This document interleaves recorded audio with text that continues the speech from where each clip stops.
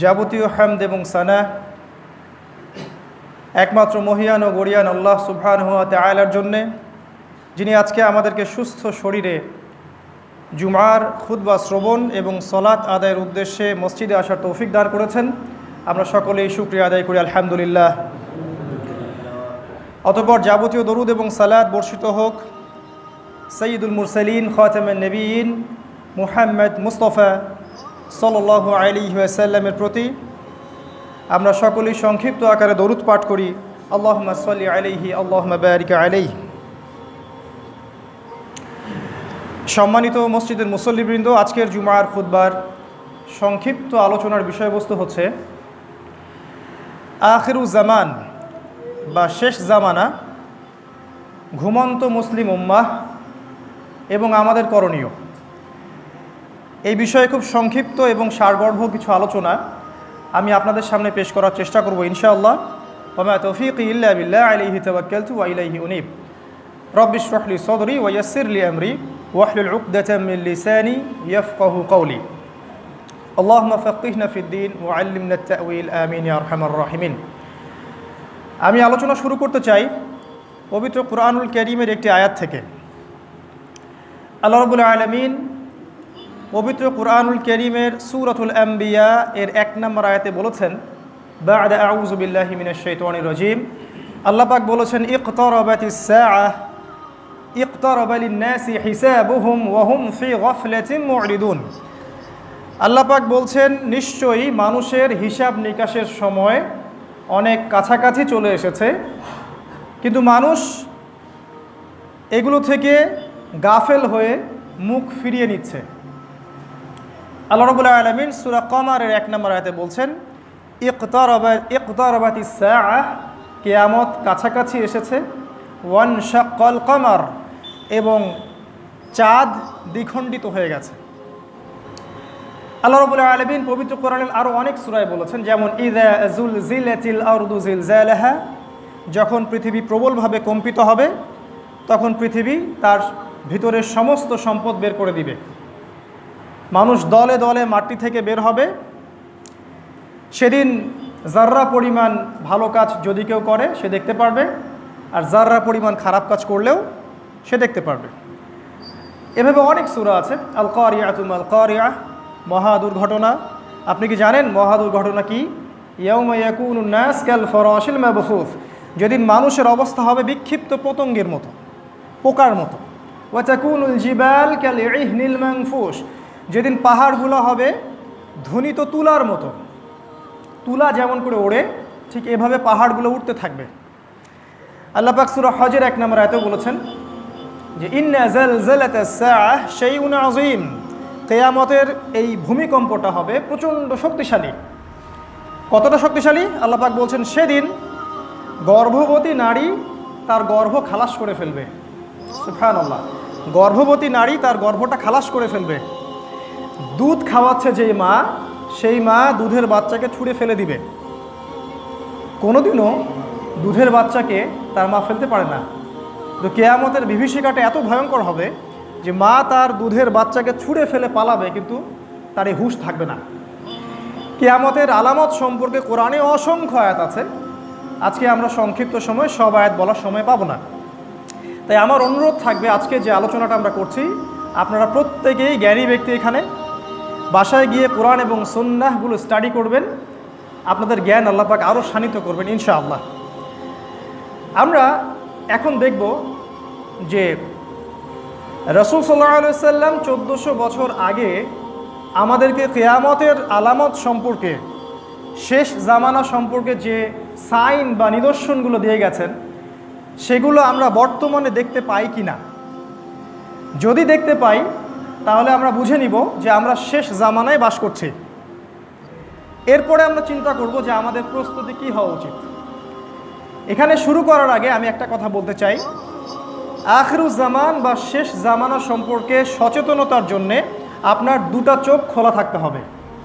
কোন দুটা চোখ? শুধু বাহ্যিক চোখ নয়, হৃদয়ের চোখ।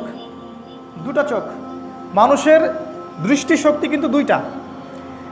একটা হচ্ছে এক্সটার্নাল ভিশন, বাহ্যিক চোখ, আর একটা হচ্ছে ইন্টারনাল অবজারভেশন, ভিতর থেকে মানুষ কিছু বোঝে, উপলব্ধি করে, এটা ভিতরের চোখ। যার দুটো চোখ খোলা আছে সেই বুঝতে পারবে আমরা কোন অবস্থায় বাস করছি, আমাদের কি করা দরকার। আর যারা এক চোখ দিয়ে দেখেন তারা কখনোই বুঝতে পারবেন না যে আমরা আসলে কোন সিচুয়েশনে অবস্থান করছি, আমাদের ইনিশিয়েটিভ কী হওয়া উচিত। আর আপনারা সবাই জানেন দাজ্জাল এর কথা, দাজ্জালের এক চোখ কি অন্ধ, তাই না? দাজ্জালের এক চোখ অন্ধ, তার মানে হচ্ছে তার এক্সটার্নাল দৃষ্টি আছে, তার ইন্টারনাল কোনো ভিশন নাই। আর আমরাও যারা এক চোখ দিয়ে দেখি তারা সবাই দাজ্জালের ফাঁদে পড়ে যাব, আমরা বুঝতেও পারবো না। অতএব একজন সচেতন মুসলিমের উচিত দু চোখ দিয়ে উপলব্ধি করা। আজকে আমরা চেষ্টা করব দু চোখ দিয়ে দেখার কোরআন এবং সুন্নাহকে, আমরা আসলেই শেষ জামানায় বাস করছি কি না। আখিরুজ জামান শব্দের অর্থ হচ্ছে শেষ জামানা, আর আউয়ালুজ জামান শব্দের অর্থ হচ্ছে প্রথম জামানা। আমরা সবাই জানি প্রথম নবী ছিলেন হযরত আদম আলাইহিস সালাম, তারপরে নূহ আলাইহিস সালাম, আস্তে আস্তে ইব্রাহিম, মুসা, ঈসা, অনেক নবী এসেছেন। সর্বশেষ আমাদের নবী মুহাম্মদুর রাসূলুল্লাহ সাল্লাল্লাহু আলাইহি ওয়াসাল্লাম নবী হিসেবে এসেছেন। এটা আজ থেকে কত বছর আগের কথা? প্রায় 1440 বছর আগের কথা। 1440 বছর আগে তার কাছে কোরআন নাজিল হয়েছে এবং তিনি হাদিসের মধ্যে আমাদেরকে অনেক আখিরুজ্জামানের সাইন বলেছেন। আজকে দুর্ভাগ্যজনক হলেও সত্য যে এত বছর পর এসে এগুলো নিয়ে যখন জনগণের সাথে কথা বলতে হয় আমাদের খুব কষ্ট হয় যে এতদিন ধরে আসলে আমরা কি করেছি। আমরা শুধু সেমাই, হালুয়া, রুটি আর বিরিয়ানি খেয়েছি। এজন্য দেখবেন আমার মতো যারা স্কলার বেশিরভাগেরই ভুঁড়ি আছে। আমরা দুনিয়া পূজার দিকে ঝুঁকেছি। জনগণকে সচেতন করার কাজটা মূলত আমাদের ছিল, কারণ এই মিম্বরের হকটা আদায় করতে হবে। এই মিম্বর কোনো যেন তেন জায়গা নয়। এই মিম্বরগুলোতে একসময় নবীগণ দাঁড়াতেন, নবীদের পর সাহাবায়ে কেরাম দাঁড়াতেন, তারপর বড় বড় স্কলাররা দাঁড়াতেন। আর এখন আমরা যারা দাঁড়াচ্ছি আমরাও দুনিয়া পূজায় ব্যস্ত, আর জনগণকে কি শেখাবো সেটা তো প্রশ্নই ওঠে না। তো আসুন আমরা দেখি কোরআন এবং সুন্নায় শেষ জামানার কী কী সাইন আছে, তারপরে আপনারা নিজেরাই এটাকে মিলিয়ে নেবেন যে আমরা আসলেই শেষ জামানায় বসবাস করছি নাকি আমাদের সামনে আরও হাজার হাজার বছর পড়ে আছে। রাসূল সাল্লাল্লাহু আলাইহি ওয়াসাল্লাম বলেছেন, আমি এবং কিয়ামতের মাঝে এতটুকু ব্যবধান আছে। এই বলে তিনি তার হাত দুটো উঁচু করলেন। দুই আঙ্গুলের মাঝে যতটুকু ব্যবধান আছে, রাসূল সাল্লাল্লাহু আলাইহি ওয়াসাল্লাম বলছেন আমার এবং কিয়ামতের মাঝে এতটুকু ব্যবধান আছে। তিনি বলেছেন আমার জন্ম হচ্ছে কিয়ামতের একটা সাইন, আমি যে নবী হয়েছি এটাই কিয়ামতের একটা নিদর্শন। অর্থাৎ যেদিন থেকে তিনি নবী হয়েছেন ওই দিন থেকে কিয়ামত শুরু হয়ে গেছে, শুধু মহাপ্রলয় বা বিস্ফোরণটা বাকি আছে। পুরো ইউনিভার্স, এই মহাবিশ্বটা তার ধ্বংসের দিকে ক্রমশ এগিয়ে যাচ্ছে। যতক্ষণ ধরে আমরা কথা বলছি এতটুকু সময়ের মধ্যেও পৃথিবী এবং এই গ্রহ উপগ্রহগুলো তার ধ্বংসের দিকে এগিয়ে গেছে।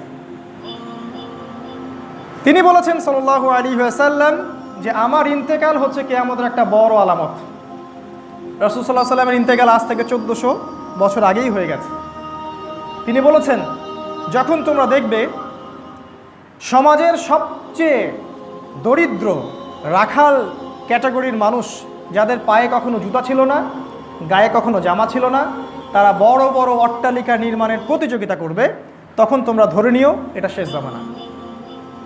আপনারা সবাই ইন্টেলেকচুয়াল অডিয়েন্স, আমি জানি আপনারা বুঝতে পারছেন। আপনি যদি গ্রামের দিকে তাকান বা শহরের দিকে তাকান, দেশের দিকে তাকান বা বিশ্বের দিকে তাকান, খেয়াল করে দেখবেন যাদের একসময় কিছুই ছিল না আজকে তারা বড় বড় অট্টালিকা নির্মাণে প্রতিযোগিতা করছে। কিয়ামত কাছে চলে এসেছে। তিনি বলেছেন যখন দেখবে দাসী তার মনিবকে জন্ম দিচ্ছে তখন তোমরা কিয়ামতের অপেক্ষা করো। এর অর্থ কি?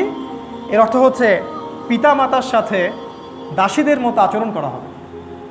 আজকে আমরা পেপার পত্রিকা খুলে দেখতে পাই পিতাকে হত্যা করা হচ্ছে, মাকে জবাই করা হচ্ছে, সম্পত্তির কারণে ভাইকে হত্যা করা হচ্ছে। এগুলো নিত্য নৈমিত্তিক ঘটনা হয়ে গেছে আমাদের। তাই যার দুচোখ খোলা আছে সে বুঝতে পারবে আমরা এখন শেষ জামানায় বাস করছি। এর আরেকটা অর্থ হয়, সেটা কি জানেন? সেটা হচ্ছে একটা সময় আসবে যখন মেয়েরা বাচ্চা কাচ্চা নিতে চাইবে না। তখন কি হবে? তখন কিছু দাসী শ্রেণীর মহিলাদেরকে হায়ার করতে হবে, তাদের গর্ভে সন্তান ভাড়া করে নিতে হবে। সে সন্তান জন্ম দিয়ে খালাস এবং তার অনারিয়াম তাকে দিয়ে দেওয়া হবে। এই যে সন্তানটা জন্ম নিল এটা হচ্ছে মনিবের সন্তান। আজকে যে বড় বড় কান্ট্রিগুলো আছে এগুলোতে নিম্নবিত্ত দেশের মহিলারা ওখানে গিয়ে এই কাজ করছে, এবং সেখানে আমার বোন আছে, আমার মা আছে, আমার স্ত্রীও আছে। আমাদের দু চোখ খোলা নাই? সিঙ্গাপুরের মতো কান্ট্রিতে আজকে মেয়েদেরকে ভাড়া করা হচ্ছে সন্তান দেওয়ার জন্যে। আর এই কথাটা রাসূল সাল্লাল্লাহু আলাইহি ওয়াসাল্লাম 1400 বছর আগে বলে গেলেন। একটা সময় আসবে যখন দাসী তার মনিবকে জন্ম দিবে। সুবহানাল্লাহ! কিভাবে বললেন তিনি বলেছেন, যখন দেখবে মুসলিমদের জন্য দুনিয়া উন্মুক্ত করা হচ্ছে, তাদের সম্পদ বাড়তে থাকবে, যাকাত নেওয়ার মানুষ খুঁজে পাওয়া যাবে না, তখন কিয়ামতের জন্য অপেক্ষা করবে। যখন তোমরা দেখবে সমাজে মেয়েদের সংখ্যা বাড়ছে এবং ছেলেদের সংখ্যা কমছে, তখন কিয়ামতের অপেক্ষা করবে। আপনি যদি এখন দু চোখ খুলে দেখেন, আপনি দেখবেন সমাজে পুরুষদের সংখ্যা দিন দিন কমছে, নারীদের সংখ্যা দিন দিন বাড়ছে। এর কারণ অনেক আছে, আজকে অত ডিটেলস বলার সময় নেই। একটা কারণ আমি বলছি, একটা কারণ হচ্ছে স্মার্টফোন, ইন্টারনেট, এই টেকনোলজিগুলো আপনার ক্রোমোজোম ধ্বংস করে দিচ্ছে। খেয়াল করে দেখবেন ল্যাপটপটা কোথায় থাকে, কোথায় নিয়ে আপনি বসেন, এইগুলো রেডিয়েশন আপনার ক্রোমোজোম, ডিএনএগুলো নষ্ট করে দিচ্ছে। এই জন্য যত দিন যাবে তত বেশি মেয়ে সন্তান জন্ম নেবে, পুত্র সন্তান জন্ম দেওয়ার ক্ষমতাটা ছেলেদের নষ্ট হয়ে যাবে। এভাবে মেয়েদের সংখ্যা বাড়তে থাকবে, পুরুষের সংখ্যা কমতে থাকবে। আরও অনেক কারণ আছে, এটা একটা কারণ।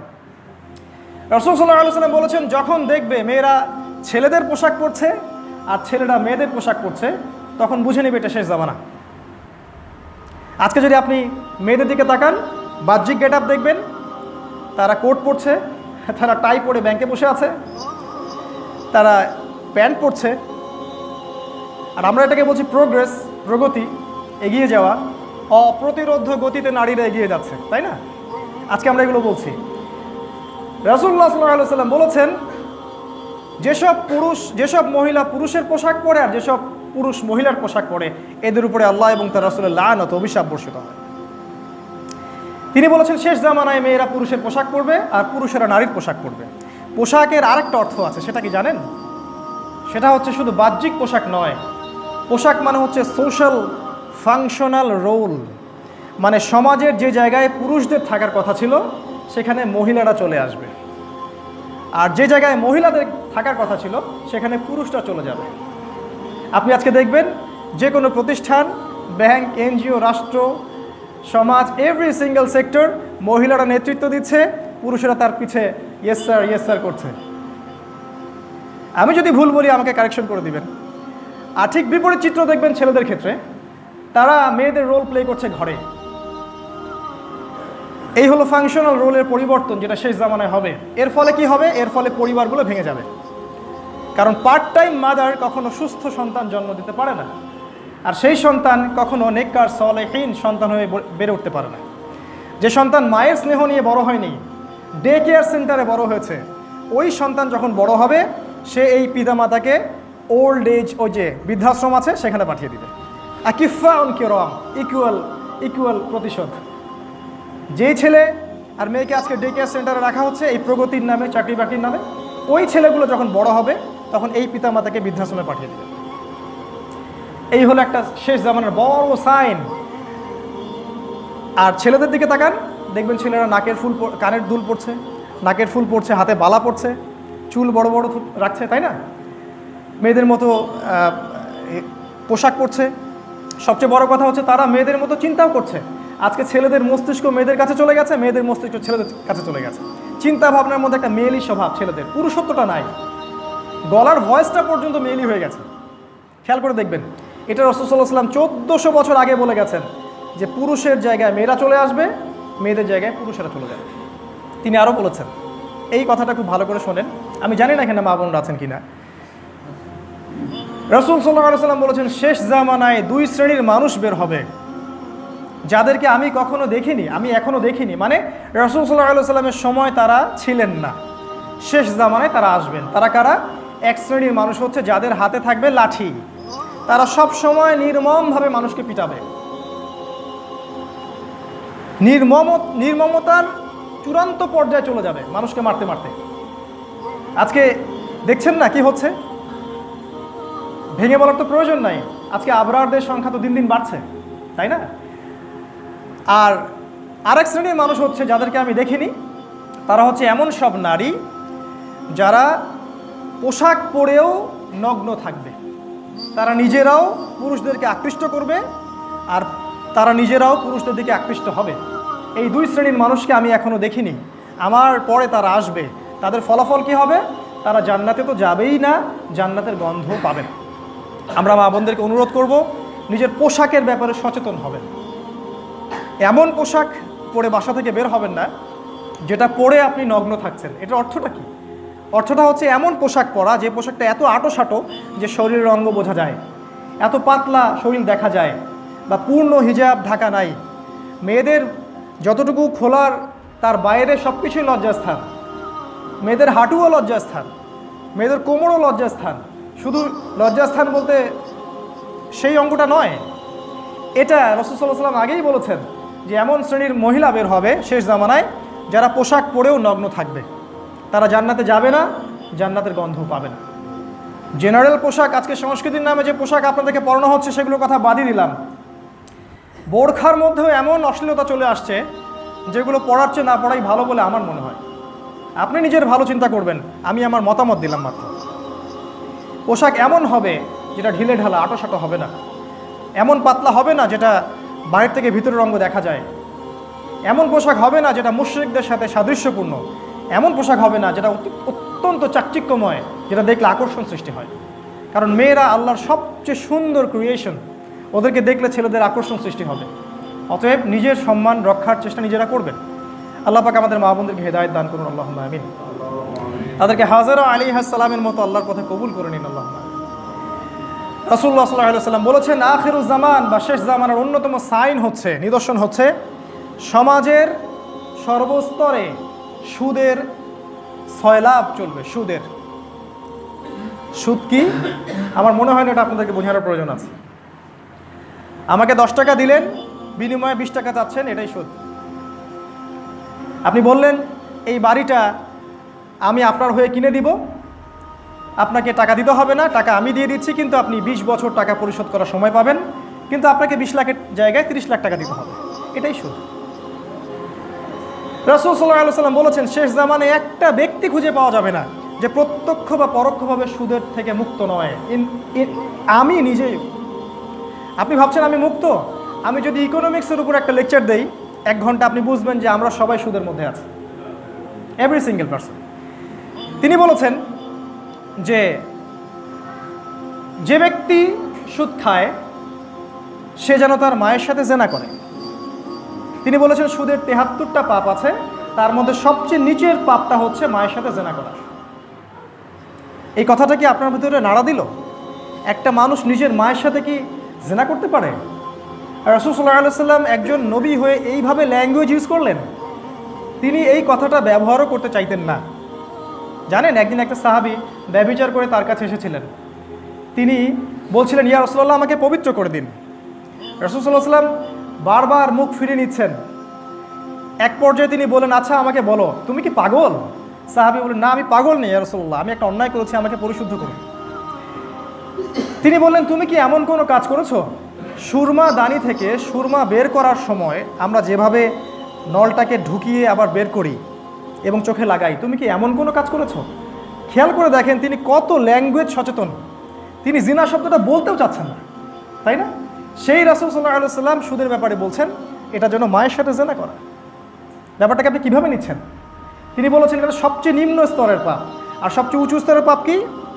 সূরা বাকারা খুলে দেখেন, শেষের দিকে আছে, আল্লাহ রাব্বুল আলামিন বলছেন, ইয়া আইয়ুহাল্লাযীনা আমানু, হে মুমিনগণ, ইত্তাকুল্লাহ, আল্লাহকে ভয় করো, ওয়া যারু মা বাকিয়া মিনার রিবা, সুদের অবশিষ্ট অংশগুলো ছেড়ে দাও, ইন কুনতুম মুমিনিন, যদি তোমরা সত্যিকার অর্থে মুমিন হয়ে থাকো, ওয়া ইল্লাম তাফআলু, যদি তোমরা এটা না করো, ফাআযানু বিহারবিন মিনাল্লাহি ওয়া রাসূলিহি, তাহলে আল্লাহ এবং তার রাসূলের সাথে যুদ্ধের ঘোষণা শুনে নাও। এখন যদি আপনি সুদ খেয়ে আল্লাহ এবং তার রাসূলের সাথে যুদ্ধ করতে কমফোর্টেবল ফিল করেন, আমার কিছু বলার নাই। আপনি যদি মনে করেন I am comfortable with it, কোনো সমস্যা নাই, কেউ আপনাকে ফোর্স করছে না। আর যদি আপনি মনে করেন না, আমি কোশ্চিন কালেও মায়ের সাথে জেনা করব না, আমি আল্লাহ এবং তার রাসূলের সাথে যুদ্ধ করব না, তাহলে আপনি আজকে থেকে সমস্ত সুদি কারবার ত্যাগ করবেন। এটা সমাজের এক শ্রেণীর মানুষকে ধনী করে, আর এক শ্রেণীর মানুষকে দাসত্বের শৃঙ্খলে আবদ্ধ করে।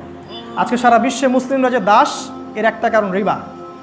আরও একটা কারণ আছে, সেটা ব্যাখ্যা করার সময় নেই আজকে। সেটা হচ্ছে পেপার মানি, কাগজের টাকা। কোরআনের মধ্যে টাকার কথা আছে। ইসলামিক কারেন্সি হচ্ছে গোল্ড কয়েন, সোনার মুদ্রা যেটাকে বলা হয় দিনার, এবং সিলভার কয়েন, রূপার মুদ্রা যেটাকে বলা হয় দিরহাম। রাসূলুল্লাহ সাল্লাল্লাহু আলাইহি ওয়াসাল্লাম এই কয়েন ইউজ করে বেচাকেনা করেছেন। আর আজকে আমাদের হাতে ধরিয়ে দেওয়া হয়েছে একটা কাগজের টুকরা, যার কোনো ইন্ট্রিনসিক ভ্যালু নাই। এই কাগজের মধ্যে এর ভ্যালু নাই, এর ভ্যালু অন্য কোথাও আছে। এই কাগজের টুকরার মাধ্যমে এই পুরো মুসলিম কান্ট্রিদেরকে আজকে দাসে পরিণত করা হয়েছে। যে 1 লাখ টাকা দিয়ে আপনি আগে 1 শতক জমি কিনতে পারতেন, সেই 1 লাখ টাকা দিয়ে আজকে থেকে 5 বছর পরে 1 ছটাকও জমি কিনতে পারবেন না। আজকে ইকোনমিক্স আমার আলোচনার টপিক না, নাহলে বলতাম। সুদ এবং কাগজের টাকা, এই দুটো দিয়ে আমাদেরকে দাসে পরিণত করা হয়েছে। শেষ জামানের একটা বড় সাইন, মেজর সাইন। তিনি আরও বলেছেন, সুদের সাথে সম্পৃক্ত 4 শ্রেণীর ব্যক্তির উপর আল্লাহ এবং তার রাসূলের অভিশাপ। এটা ভালো করে শোনেন। 1 শ্রেণীর ব্যক্তি হচ্ছে যারা সুদ সরাসরি খায়, 2য় শ্রেণী হচ্ছে যারা সুদ খায় না কিন্তু সুদ দেয়, 3য় শ্রেণীর ব্যক্তি হচ্ছে যারা সুদ খায়ও না দেয়ও না, শুধুমাত্র সাক্ষী থাকে, আর 4র্থ শ্রেণী হচ্ছে যারা সুদ খায় না, দেয় না, সাক্ষীও থাকে না, কিন্তু লিখে রাখে, কাতিব। পুরো ব্যাংকিং সিস্টেম এর মধ্যে আছে। আপনি যদি এগুলোতে কমফোর্টেবল ফিল করেন, আমার কিছু বলার নাই। যদি আপনার ভিতর ঈমান থাকে, আল্লাহ এবং তার রাসূল এবং কোরআনের প্রতি রেসপেক্ট থাকে, আপনি এটাকে ত্যাগ করবেন। This is up to yours, আপনার উপরে। তিনি বলেছেন, শেষ জামার অন্যতম সাইন হচ্ছে সমাজে আলেমদের সংখ্যা কমতে থাকবে, মানুষ জাহেলদেরকে আলেম হিসেবে গ্রহণ করবে, তারা মানুষকে ভুল পথে পরিচালিত করবে এবং নিজেরাও পথভ্রষ্ট হবে। তিনি আরও বলেছেন, শেষ জামানায় ইলম উঠে যাবে, সত্যিকারের জ্ঞান, কোরআন এবং সুন্নাহর জ্ঞান উঠে যাবে, জাহেলিয়াতের জ্ঞানে সমাজ ভরে যাবে। আর আমরা সেটাকে বলবো অবশ্যই প্রগতি, এগিয়ে যাচ্ছে সব কিছু। যে বিদ্যা অর্জন করে মানুষ আল্লাহকে চিনতে পারে না, তার রাসূলকে চিনতে পারে না, তার এই উন্নত মাথাটাকে আল্লাহর সামনে অবনত করতে পারে না, সেটা দাজ্জালের এডুকেশন। এই এডুকেশন সিস্টেম ক্রিয়েটেড বাই দাজ্জাল। আর জ্ঞান সেটাই যেটা মানুষকে আল্লাহর দিকে নিয়ে আসবে, তার রাসূলের দিকে নিয়ে আসবে, ইসলাম এবং কোরআনের দিকে নিয়ে আসবে। এখন আমরা এই 20-30 বছর পড়াশোনা করে কি অ্যাচিভ করছি, এটা আপনি নিজেই চিন্তা করেন। 30 বছর পড়াশোনা করেছেন, আমরা স্কুল থেকে অনার্স মাস্টার্স করতে 24 বছর পড়াশোনা করেছি। 24টা কোরআনের আয়াত আমি শিখিনি। ভেরি স্যাড টু সে, কিন্তু এটা সত্য। 24টা হাদিস তারা আমাকে শেখায়নি, 24টা সাহাবীর নাম তারা আমাকে শেখায়নি, 24 জন নবীর নাম তারা আমাকে শেখায়নি, তারা আমাকে 24টা আয়াত নিয়ে গবেষণা করতে শেখায়নি। তাহলে আমি কিসের পিছনে ছুটলাম? এটাই হচ্ছে গরজুদ দুনিয়া, দুনিয়ার পেছনে ছোটা, যেটা রাসূল সাল্লাল্লাহু আলাইহি ওয়াসাল্লাম বলেছেন, শেষ জামানায় মুসলিমরা গরুর রশি ধরে থাকবে, মানে দুনিয়া নিয়ে ব্যস্ত থাকবে। তারা আল্লাহর পথে দাওয়াত, আল্লাহর পথে জিহাদ ছেড়ে দিবে, হক কথা বলাও ছেড়ে দিবে। তারা মানুষকে ভয় করবে, আল্লাহকে ভয় বাদ দিয়ে। তিনি আরও বলেছেন, আখিরুজ জামানের সাইন হচ্ছে যে মানুষ সত্যবাদীকে মিথ্যাবাদী বলবে, মিথ্যাবাদীকে সত্যবাদী বলবে। সমাজের সবচেয়ে নিকৃষ্ট মানুষ হবে নেতৃত্বের আসনে, আর সবচেয়ে উচ্চ শ্রেণী যারা মানুষ, সত্যিকার যারা স্কলার, তারা হবে সমাজে নিগৃহীত, নিপীড়িত।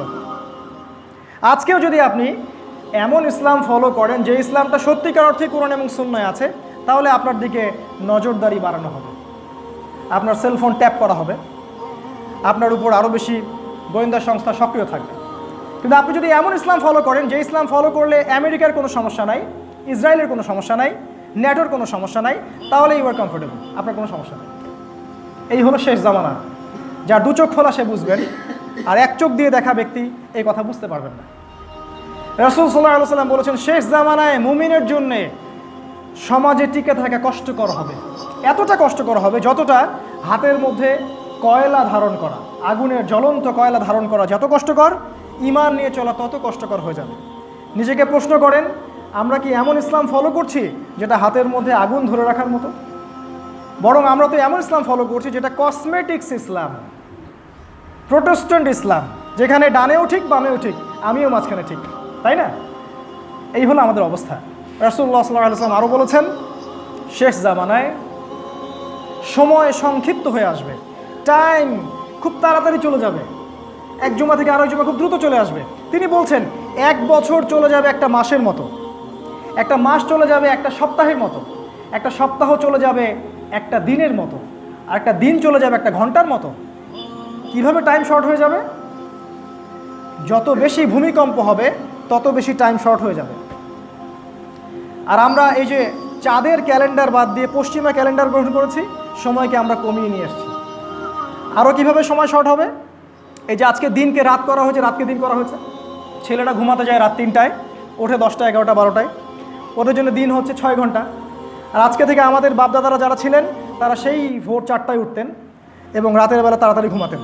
তাদের কাছে দিনটা অনেক লম্বা ছিল, তারা অনেক কাজ করতে পারতেন, তাই না? এইভাবে আমরা দিনকে শর্ট করে নিয়ে আসছি, সময় সংক্ষিপ্ত করে আমরাই নিয়ে আসছি। আর এটাকে বলছি আমরা প্রগতি। তিনি বলছেন শেষ জামানায় বেশি বেশি মহামারী দেখা দিবে, ভূমিকম্প হবে এবং ঝড় ও জলোচ্ছ্বাস হবে। আর আমরা তো এগুলোকে ভয় পাই না, কারণ আমরা এগুলোকে ডিফেন্ড করার ক্ষমতা রাখি, তাই না? আমরা তো এগুলোকে ডিফেন্ড করার ক্ষমতা রাখি। আমরা টার্মিনোলজি ব্যবহার করছি প্রাকৃতিক দুর্যোগ। প্রাকৃতিক দুর্যোগ, প্রকৃতিটা কে? এটা কি আল্লাহ বাদ দিয়ে অন্য কোনো সত্তা যে রাগ হয়ে গেলে দুর্যোগ হয়? না, আল্লাহর হুকুমেই দুর্যোগ হয়, আল্লাহর হুকুমেই ভালো হয়। সূক্ষ্মভাবে প্রত্যেকটা জায়গায় শিরক ঢুকিয়ে দেওয়া হয়েছে। আমরা শিরকের মধ্যে হাবুডুবু খাচ্ছি, বুঝতে পারছি না। কোরআনে আছে সোনার কয়েন এবং রূপার কয়েন ইউজ করার কথা। ওয়ার্ল্ড ব্যাংক এবং IMF সোনার কয়েন রূপার কয়েন ব্যান করে দিয়েছে, ব্যবহার করতে পারবে না। তারা আল্লাহর হালালকে হারাম করে দিয়েছে। আর আল্লাহর হালালকে যে হারাম করে এটা শিরক। কোরআনে অসংখ্য বিধান আছে যেগুলো ইসলামের বিধান, যেমন চোরের হাত কাটতে হবে, জেনাকারীকে শাস্তি দিতে হবে, ডাকাতি করলে শাস্তি আছে, খুন করলে আপনার কেসাস আছে। এগুলো আমাদের সমাজ থেকে উঠে গেছে। আল্লাহর হালালকে যে হারাম করে এটা শিরক, আল্লাহর হারামকে যে হালাল করে এটাও শিরক। এগুলো আপনি তখনই বুঝতে পারবেন যখন আপনি কবরে থাকবেন, তার আগ পর্যন্ত বুঝতে পারবেন। রাসূল সাল্লাল্লাহু আলাইহি ওয়াসাল্লাম আরও বলেছেন শেষ জামানায় বেশি বেশি হত্যাকাণ্ড হবে।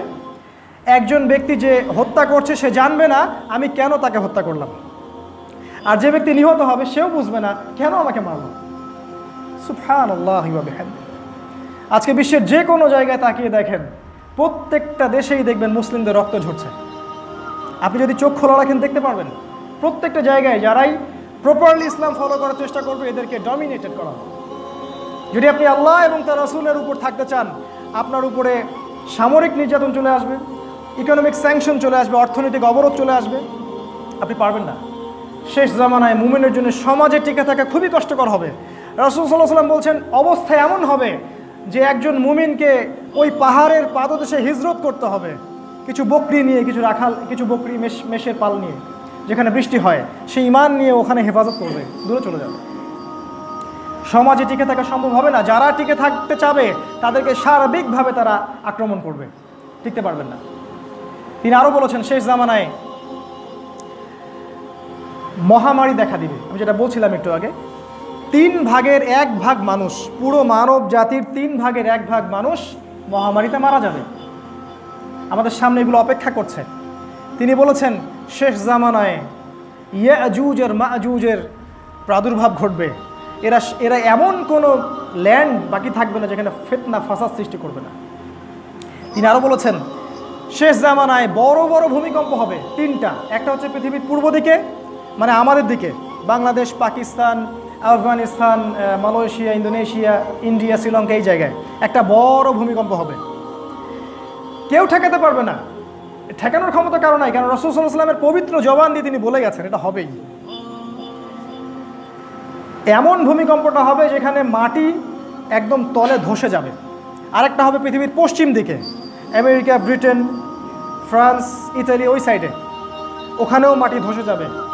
হয়তোবা অতি সত্বর আমেরিকা নামে কোনো দেশ থাকবে না, এটাও হতে পারে।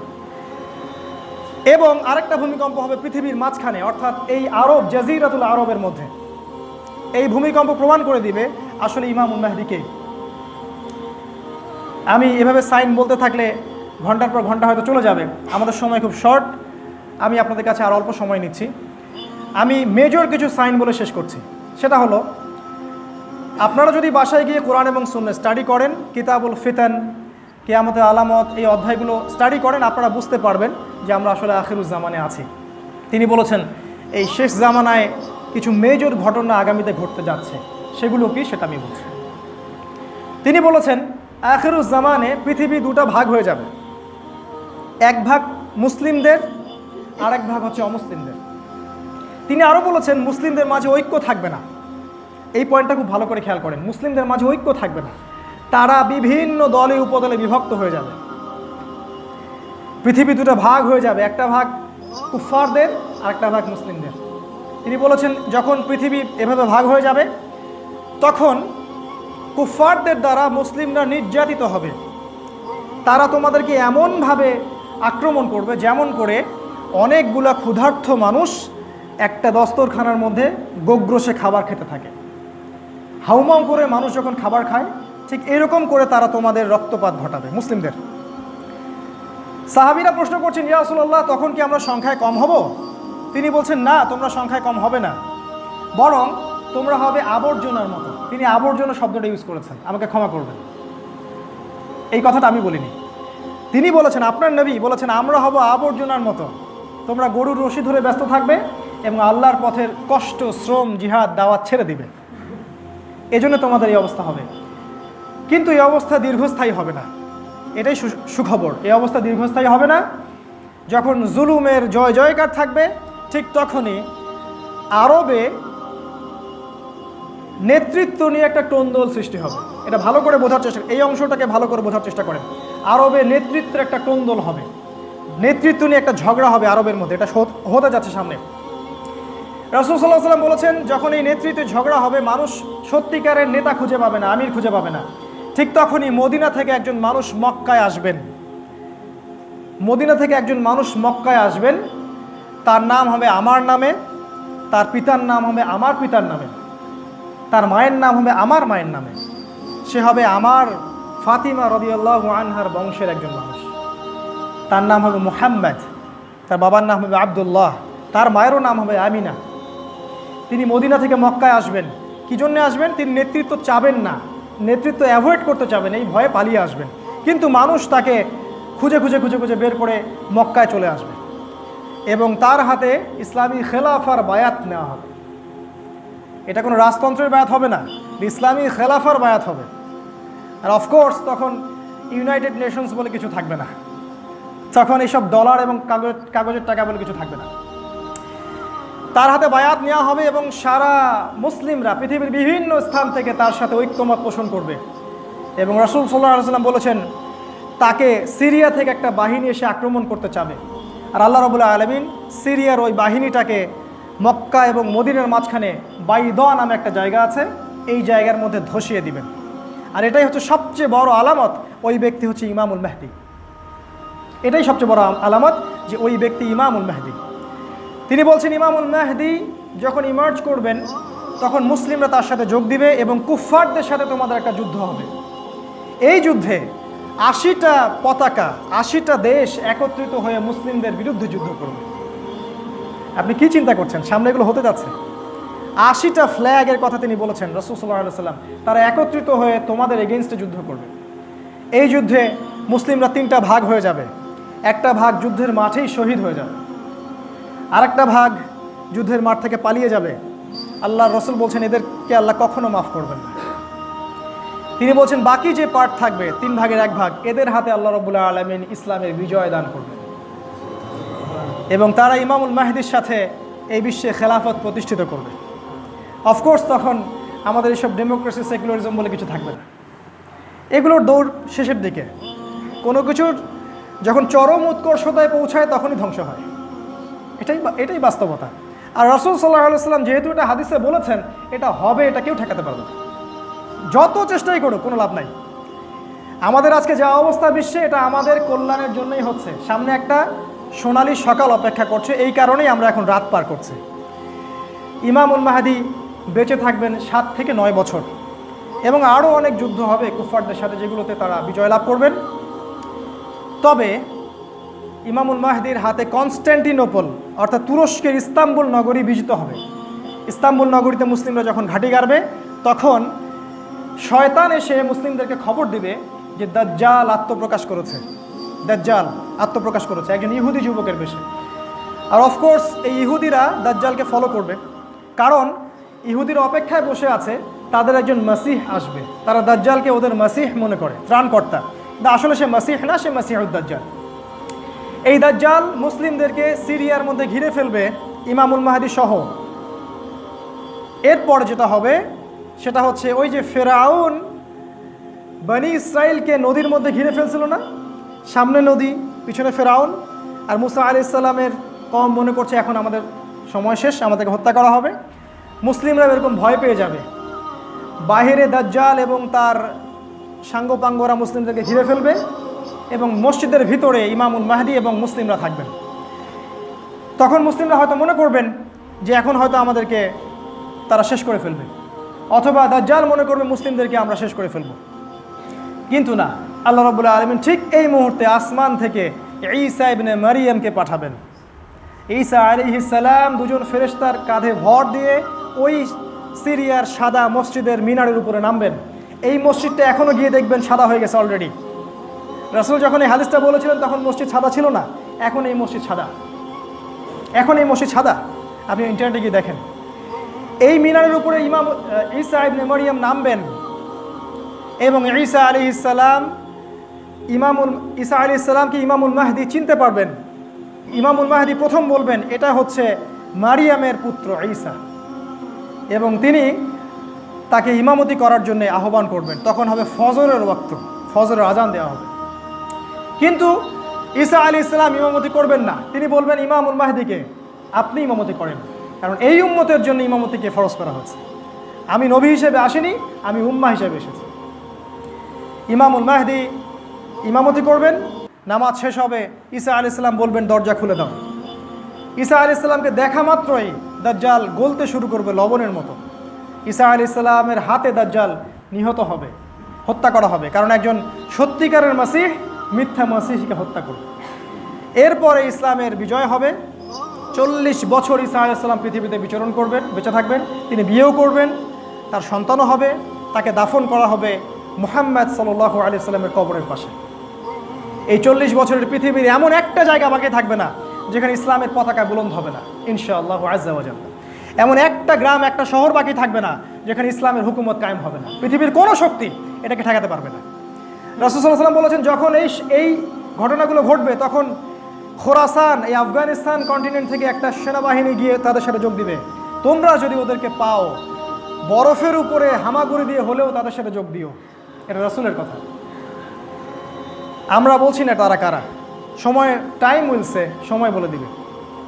এরপরে 40 বছর পৃথিবীতে খেলাফত কায়েম থাকবে। তারপরে মানুষ আবারও খারাপ হওয়া শুরু করবে।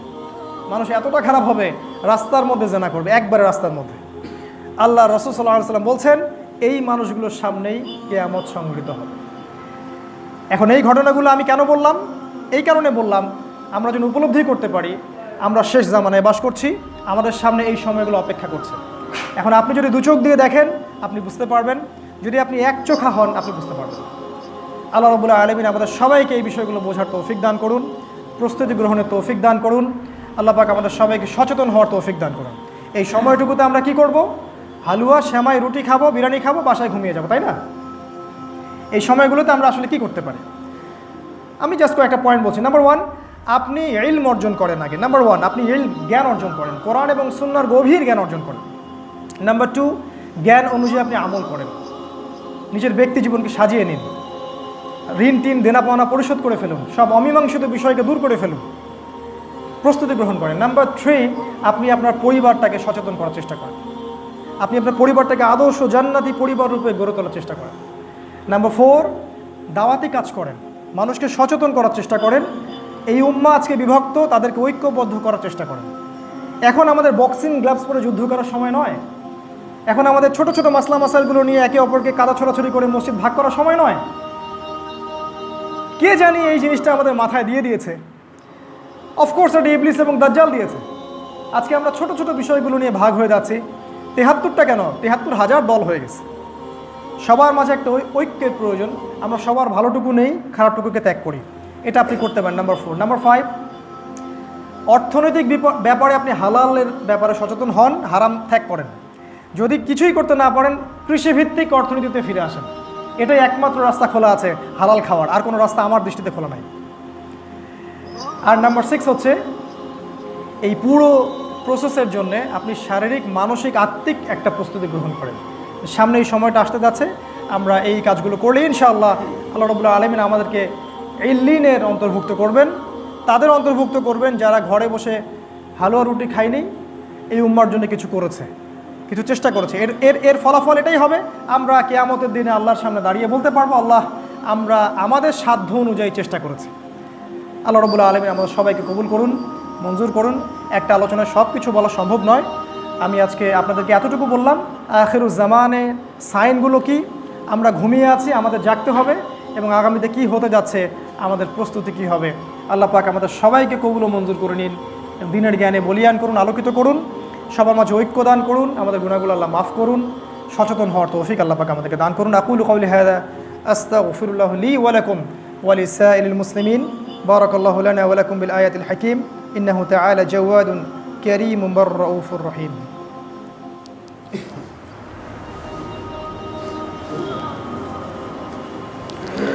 الحمد لله كفى وسلام على عباده الذين اصطفى. أعوذ بالله من الشيطان الرجيم. بسم الله الرحمن الرحيم. وقال تعالى: يا أيها الذين آمنوا صلوا عليه وسلموا تسليما. اللهم صل على محمد وعلى آل محمد كما صليت على إبراهيم وعلى آل إبراهيم إنك حميد مجيد. اللهم بارك على محمد وعلى آل محمد كما باركت على إبراهيم وعلى آل إبراهيم إنك حميد مجيد.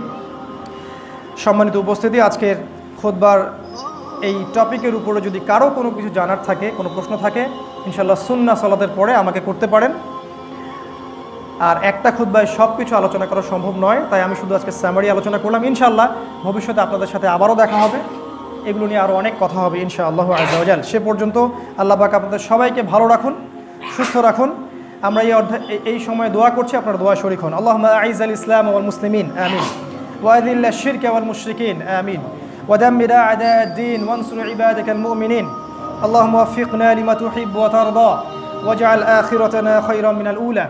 اللهم انصر من نصر دين محمد صلى الله عليه وسلم واجعلنا منهم، واخذل من خذل دين محمد صلى الله عليه وسلم ولا تجعلنا منهم.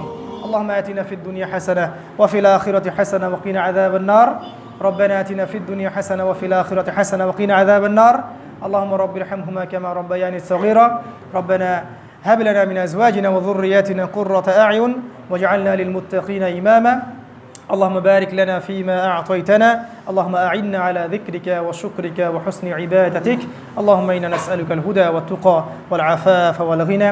اللهم ألف بين قلوبنا وأصلح ذات بيننا وارحمنا، ثبت أقدامنا وانصرنا على القوم الكافرين والفاسقين والمشركين والمنافقين والحاسدين. آمين يا أرحم الراحمين. قوموا للصلاة يرحمكم الله.